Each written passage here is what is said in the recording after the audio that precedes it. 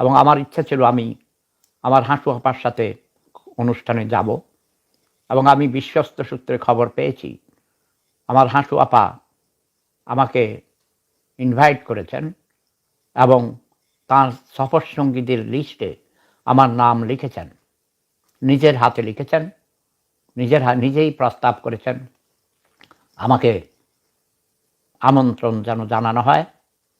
তার যারা নিজস্ব লোক আছে তার আপনজনদেরকে বলেছেন। আমি যেতে পারতাম, কিন্তু আমি অসুস্থ। আমাকে প্রায় প্রতি সপ্তাহে ডাক্তারের কাছে যেতে হয়, হাসপাতালে যেতে হয়। এই যে আমি কিছুক্ষণের মধ্যেই যাব আমার থেরাপি নেওয়ার জন্যে ক্লিনিকে। 22 তারিখে আবার থেরাপি আছে। প্রায় প্রতি 2-3 দিন মধ্যেই ডাক্তারদের সাথে, বিভিন্ন ডাক্তারের সাথে আমার অ্যাপয়েন্টমেন্ট থাকে। তাই আমি বাংলাদেশে এখন যেতে পারবো না। আর বাংলাদেশে এখন খুব গরম।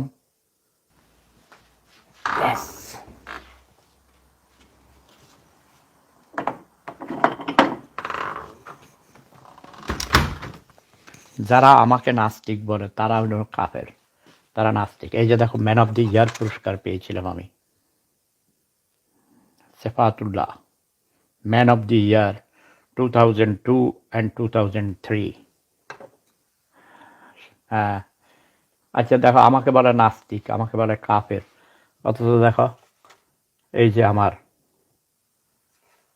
পবিত্র কোরআন শরীফ। আমি ভোরবেলায় ঘুম থেকে উঠে তাহাজ্জুদের নামাজ পড়ি, ফজরের নামাজ পড়ি, কোরআন তেলাওয়াত করি। আমাকে বলে আমি নাকি নাস্তিক, আমি নাকি কাফের। এই যে দেখো, আমার অভিনেতা হিসাবে বিশ্ব শান্তি পুরস্কার পেয়েছিলাম, দেখেছ? Tata tata. এই যে দেখো আমার ভাঙা মেরুদণ্ড। আমার খাট আছে, আমি খাটে শুইতে পারি না, খাট নরম, ভাঙা মেরুদণ্ডের সমস্যা, ব্যথা হয়, আর আমি ফ্লোরে ঘুমাই। এই যে দেখেছো আমার পাতাবাহার গাছ, ওইখানে আমার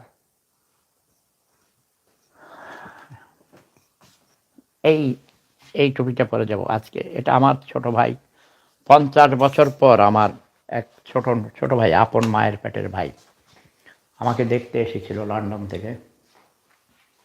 এই যে দেখো আমার বাথটাব, এখানে পানি, গরম পানি ছেড়ে দিয়ে আমি শুয়ে থাকি, স্টিম বাথ বলি।